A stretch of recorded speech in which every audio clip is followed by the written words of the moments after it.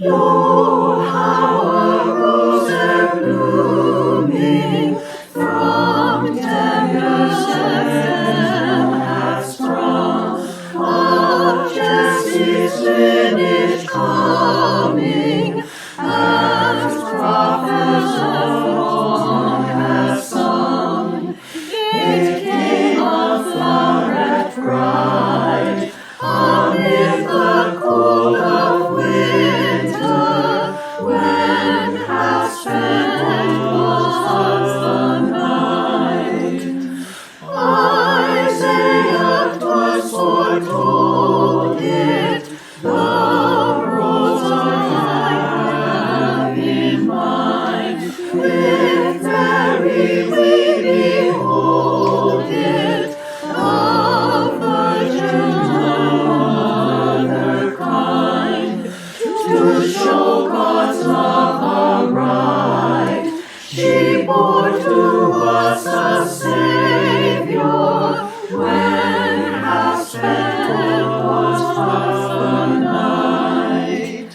This flower whose fragrance tender, with sweetness fills the air, dispels with glorious splendor our darkness everywhere. True flesh, yet very God, from sin and death he saves us, and shares our heavenly load. O Savior, child of Mary, who felt our human woe. O Savior, King of glory, who dost our weakness know. Bring us at length, we pray, to the bright courts of heaven, and to the endless day. Welcome to all of you to worship this Sunday, January the 2nd, 2022 at St. Andrew's Presbyterian Church in Owen Sound. Happy New Year to all of you. I'm Reverend Ed Hoekstra, the lead minister here at St. Andrew's. It's disappointing that we can't meet in person, but we hope that it won't be too long that we can meet together again. Some of you have joined us for worship only online through the pandemic. We are so thankful to God for this technology where the congregation of St. Andrew's can connect with you in worship, whether you live locally or are a distance away. A big thank you to all of you who were involved in preparation of our online service today. Congregants are involved behind the scenes, as well as those who are in a leadership role on the video worship service today. Hear the call from God. Grace, mercy, and peace be to you from God the Father, God the Son, and God the Holy Spirit. Amen. Please join me for the call to worship. We have life because God created it. Life had its beginning in God. We need not fear the end of life. In God, it will come to completion, and its meaning will be fully revealed. All creation, including us, will find fulfillment in God. Now we see in part, then we shall see face to face. Let us worship God, who is the creator of life and the victor over death. Amen.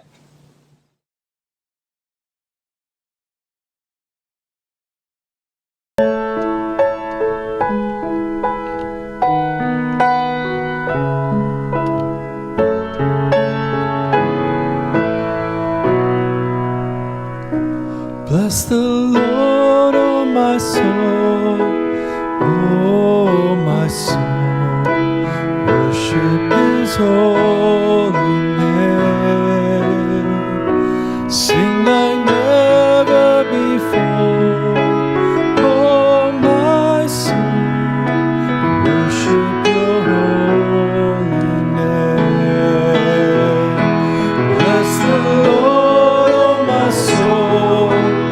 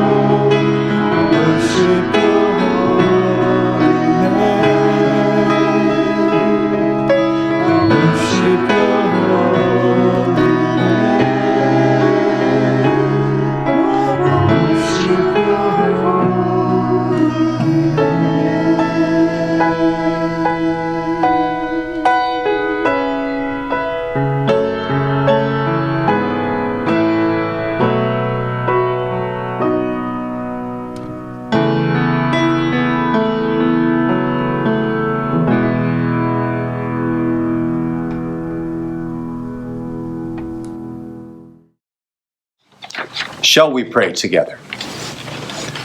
God of power and might, God of grace and mercy, heaven and earth are full of your glory. You chose to become one of us in Jesus Christ, sharing our joys and sorrows, displaying your greatness in the child of the manger. We praise you, Lord, for your amazing love, great enough to embrace the expanding universe, yet close enough to enter our humble hearts.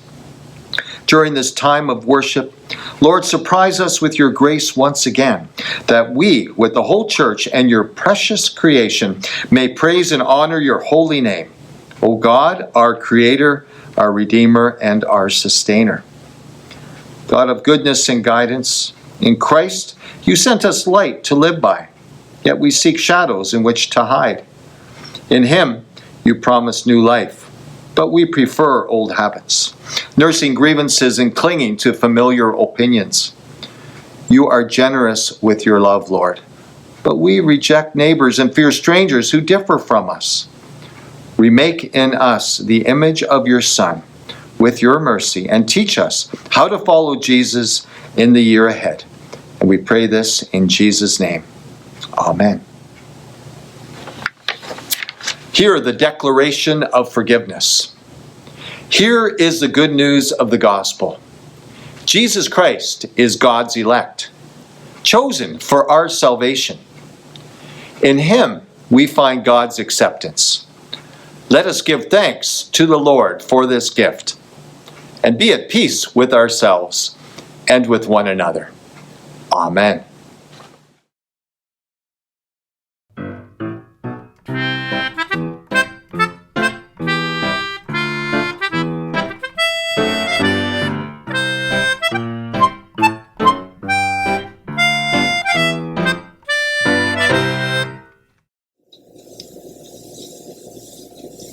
Andy, our Bible tells us that God is with us. God's been with us in the past year of 2021 and will also be with us this year in 2022. Say goodbye.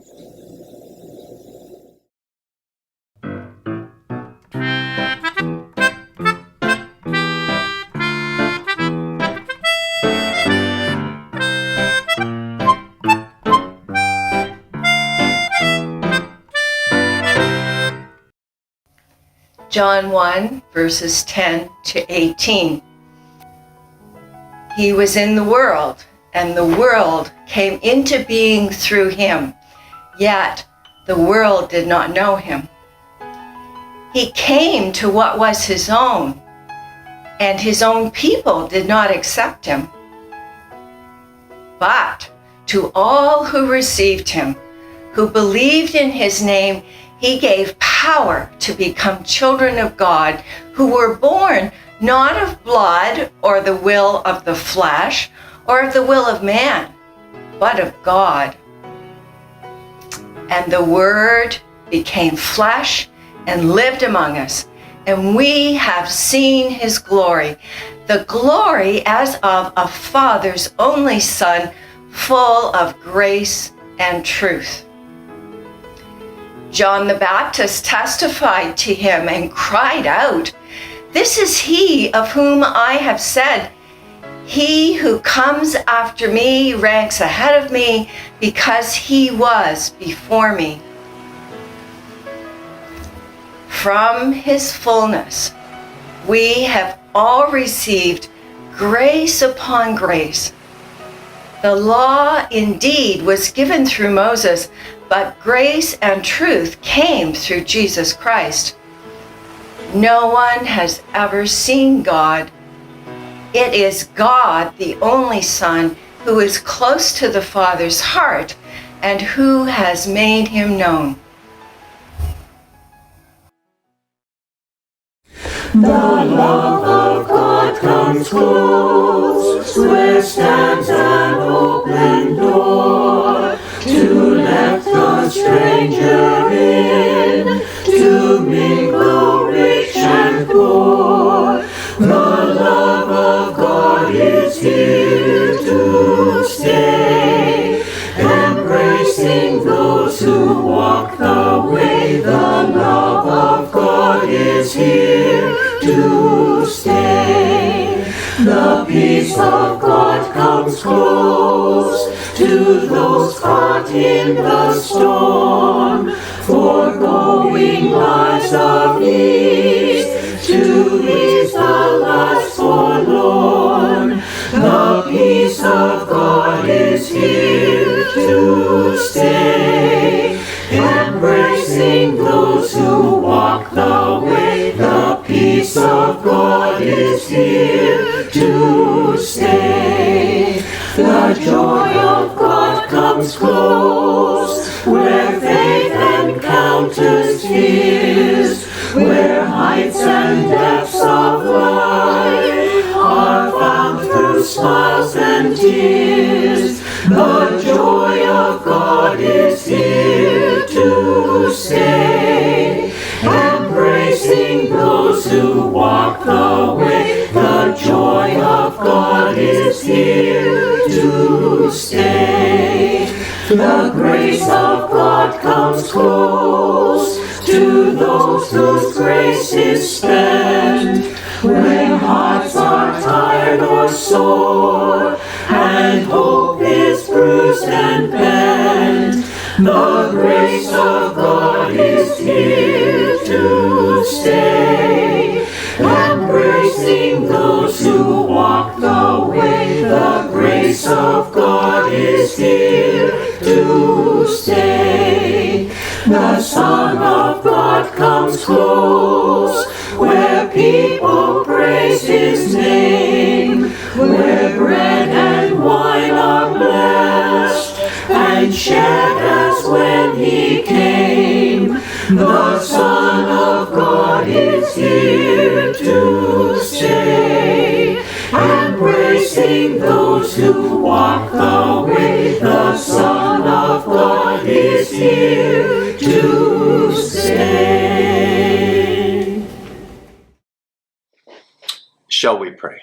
Dear Lord, may the words of my mouth, the meditation of all our hearts together, be pleasing and acceptable to you, O Lord, our rock and our Redeemer. Amen. Once you commit to something or someone, it feels good. Commitment or committing often means making a choice for one possible choice over another. In studying in economics, I remember in my undergraduate classes the concept of opportunity costs. This merely means that when you make a choice for one thing, you incur an opportunity cost of not receiving the benefits associated with choosing the other option. However, to keep your options open and you continually sit on the fence, a choice will be made for you. Not making a choice, as we know, is a choice in itself. New Year's is an important time each year because it's an opportunity for reflection on the past year. What we learned and deciding on the path for a year ahead is part of our thinking and our reflection. The chosen path for the year ahead hopefully will be one which opens opportunities for joy in life. That is the good life for others and for ourselves. Committing oneself to the good life found in Christ puts the pressure off of measuring up in this world. The pressure that we so often feel gives us a break to be ourselves and opens the door of God's peace and joy to form us towards God's will. We're constantly facing choices, people of God. The question at the start of this year is whether you choose to invite God in to guide you or choosing to rely on your own wisdom. We seem to know what the right choice is, but our fearful emotions, our passions, and feelings so often suggest to us to live our daily lives mostly on our own. The Apostle John in our scripture reading today places before us the choice which God made for the benefit of each person. God in human form, in other words, Jesus Christ, came down to earth as a baby to be one of us. We just celebrated this at Christmas, to be God with us, Emmanuel. Why? Because God loves all God's people. I see John in our scripture reading today sending the message to each of us, motivating us to choose to follow Christ daily because of what God has first done for us. God is decidedly committed to us. God coming down to be born as a human we call the incarnation. The incarnation is where God decided to lay aside God's majesty and comfort to come to earth to put on human flesh, to be in a human body. Again, why did God do this? Because God's core nature is love. God is not an aloof creator, but wanted his people to know that he is love. And he came down in human form so they could relate with him. But his nature is genuine love. In love, God did not want anything to get in the way of the relationship we have with God. So through Jesus Christ, God reconciled us to himself by taking the heat of sin, of injustice and hate, and was sentenced to death on a cross and was killed. Through Jesus, we share in that victory of his resurrection from the dead. Because he rose from the dead, we rise with him. The incarnation also teaches us that Jesus came to show us how to live the way of the good life through the kingdom of God. The Apostle John points out in the first chapter, in John 1, that Jesus is the true revelation of God. The Word made flesh, John 1, verse 14. The first verse in John 1, that is John 1, verse 1, states this: "In the beginning was the Word, and the Word was with God, and the Word was God." So for his Jewish readers, by introducing Jesus as the Word, the Apostle John is in a sense pointing them back to the Old Testament, where the Logos, or quote, the Word of God, is associated with the personification of God's revelation. In the worldview of the Greek culture, the Logos was thought of as a bridge between the Almighty God and the material universe. The Bible is a revelation of God through Jesus Christ. The Bible is our standard of faith and life. The Bible points us to Jesus in our everyday life. It is important to remember, though, that the Bible is the written word. Jesus is the living word. We are not meant to worship the Bible, but we are meant to worship Jesus. Jesus is the Word. Jesus is God. Theologian C.S. Lewis put it this way, quote, "It is Christ himself, not the Bible, who is the true Word of God. The Bible, read in the right spirit and with the guidance of good teachers, will bring us to him." Jesus is a personified revelation of God, and I encourage you to commit to trusting at all times that God is with you and will give you what you most need. God says to you, "I love you, John, Mary, Connor, Maeve, whatever your name is. I am with you." And I'm saying whatever your name is, God knows your name. "I want you to come closer to me," God says, "and experience the joy and peace of my presence." There are a lot of voices, people of God, from business, from culture, and the media calling for you. I encourage you to listen, though, to God's voice. And that listening requires a choice of not just once in a while, but throughout your day and every day. Don't think you are meant to navigate your life on your own. God coming to earth to be with us in the incarnation says to you to rest in Christ. Imagine that we could live each day as a day full of promises, and God providing newness for us to be aware of and to act upon. We ask if it's possible that our imagination can lead us to the truth of our lives. Yes, it can. However, the problem is that we can allow our past, which becomes longer and longer each year, to say to us, quote, "You know it all and have seen it all. There's nothing new under the sun, so be realistic. The future will just be a repeat of the past. Try to survive life as best you can." When we listen to these voices, they eventually prove themselves right. Then our new year, with each new hour and day, becomes boring, becomes flat, dull, and without anything new. Some new changes we do not welcome, of course, the changes in the climate. the changes in COVID-19, the COVID-19 pandemic. We can become fearful, cynical, and miss out of the vision of the kingdom of God that God gives us through the Holy Spirit. So what are we to do?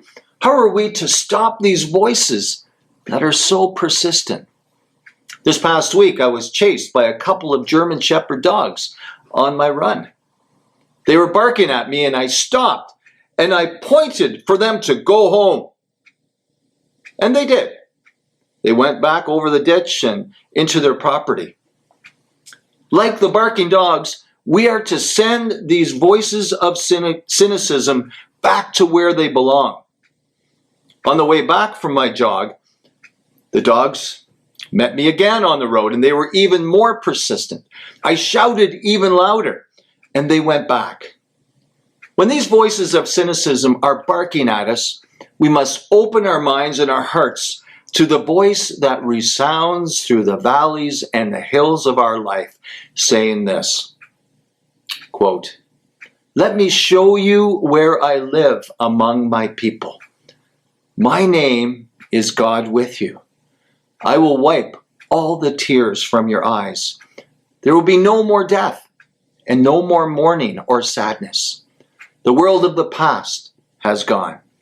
And that is taken from Revelations 21, verse 2 through 5. God has committed God's self to us through the Word, through Jesus Christ. Committing and recommitting yourself to God is what brings us to the good life in Christ of how we are created to be.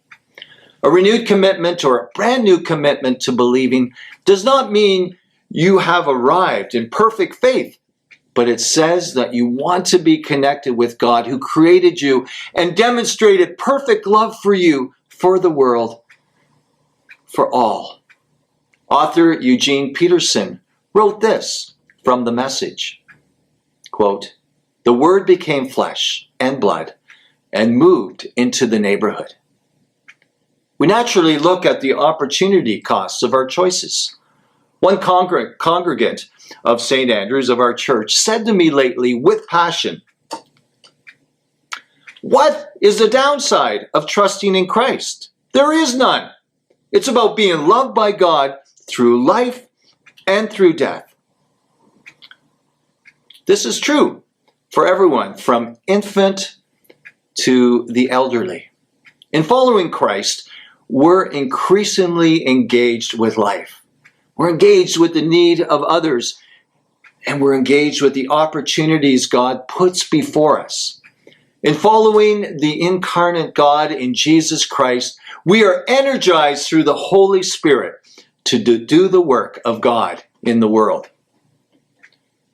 We make choices every day and throughout our lives. Some big choices for life partners, careers, etc., ranging to daily small choices, like what we're going to have for breakfast, what color paint to use for my bedroom.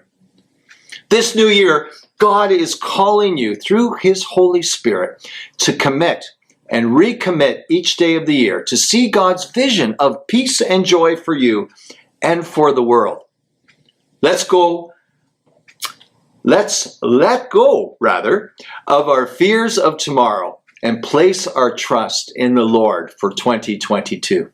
Thanks be to God for what He has done for us and will continue to do for us, for our congregation, for the world, as God works through us in God the Son, Jesus Christ.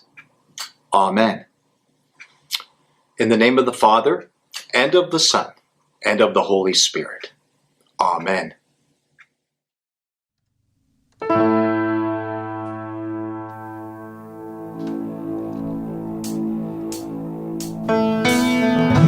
Letting go of every single dream, I lay each one down at your feet.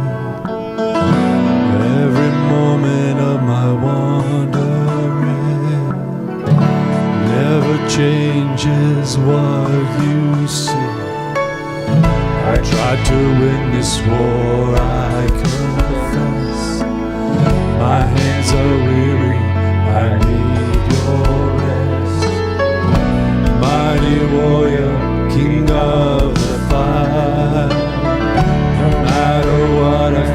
here by my side. When you don't move the mountains, I'm needing you to move. When you don't part the waters, I wish I could walk through. When you don't give the answers, as I cry out to you, I will trust, I will trust, I will trust in you.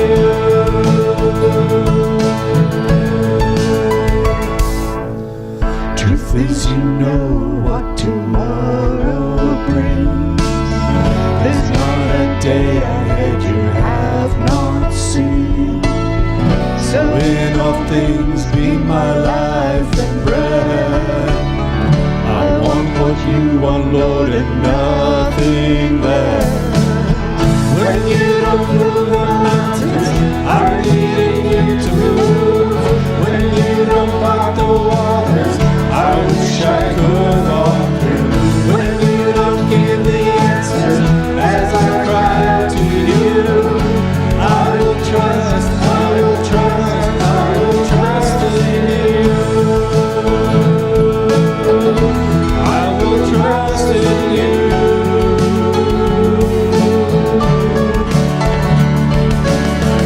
You are my strength and comfort. You are my steady hand. You are my firm foundation, the rock on which I stand. Your ways are always higher. Your plans are always good. There's not a place where I'll go you've not already stood. When you don't move the mountains, I'm needing you to move. When you don't part the waters, I wish I could walk through. When you don't give the answers, as I cry out to you, I will trust, I will trust, I will trust in you. I will trust in you. I will trust in you. I will trust in you.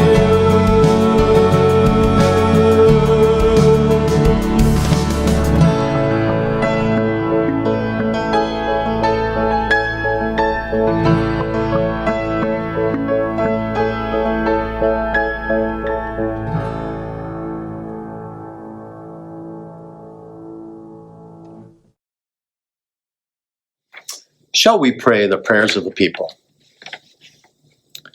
God of all time and space, as we gather in prayer, we recognize that our lives are but small details in the vast expanse of your universe.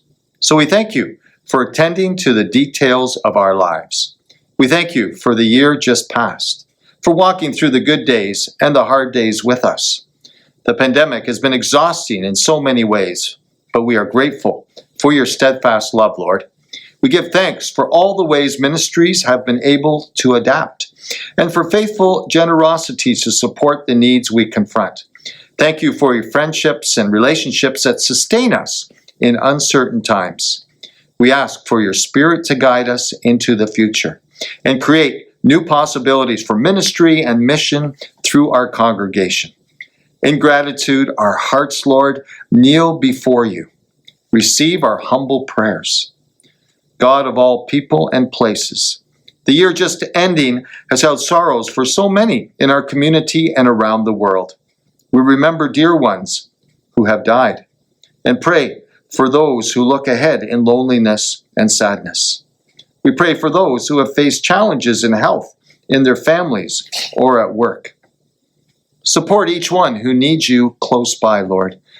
In compassion, our hearts kneel before you, O God. God of light and love, as we face the year ahead, so much around us is still uncertain. We seek your strength and guidance in each challenge we will face. Draw near to each one who must confront illness, loss, economic hardship, or changing circumstances. Guide those for whom new opportunities appear and choices must be made. In anticipation, our hearts kneel before you, O God. God of community and commitment, we pray for wisdom and courage in the year ahead. Strengthen us, Lord, as a congregation to be a lively and committed witness to your love. Help us reach out to our community, Lord, in faithfulness and service. Guide leaders in our nation and around the world, so that justice and peace may prevail, especially in troubled places and vulnerable lives. Show us all how to honor and protect your creation, even when that takes sacrifice on our part. Receive, Lord, our humble prayers, and encourage us onward in the name of Jesus Christ, our Lord and Savior, who taught us to pray, saying, Our Father, who art in heaven, hallowed be thy name. Thy kingdom come. Thy will be done on earth as it is in heaven. Give us this day our daily bread, and forgive us our debts, as we forgive our debtors. And lead us not into temptation, but deliver us from evil.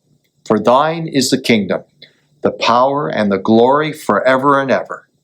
Amen.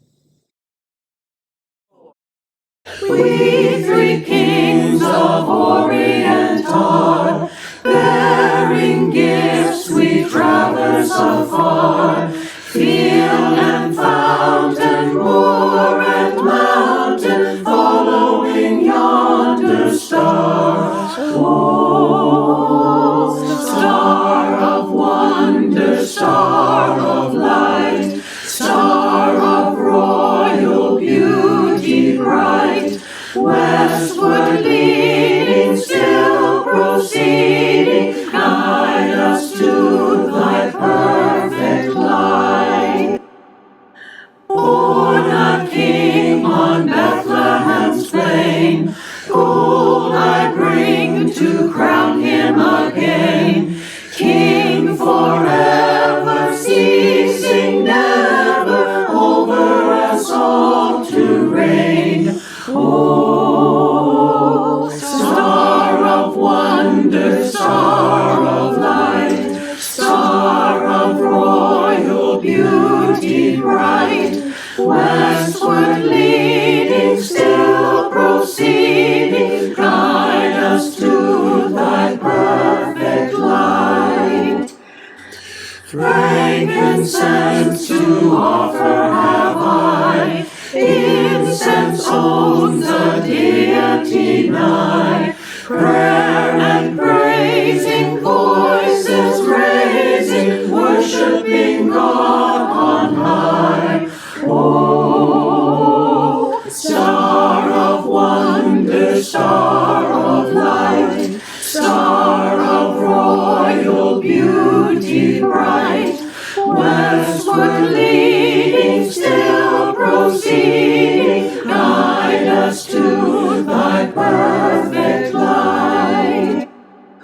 Myrrh is mine, its bitter perfume breathes the life of gathering bloom. Soaring, sighing, bleeding, dying, sealed in the stone-cold tomb. Oh, star of wonder, star of light, star of royal beauty bright, westward leading, still proceeding, guide us to thy perfect light. Glorious now, behold him arise, King and God and sacrifice. Hallelujah, hallelujah, sounds through the earth and skies. Oh, star of wonder, star of light, star of royal beauty bright, westward leading, still proceeding, guide us to thy perfect light. Dear people of God, as we're at the start of a new year, lift up your hearts to God. Commit yourself to Christ. Receive his blessing and go in peace.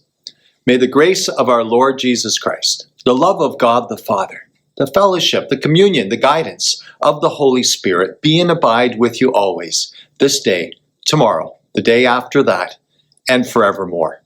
Amen.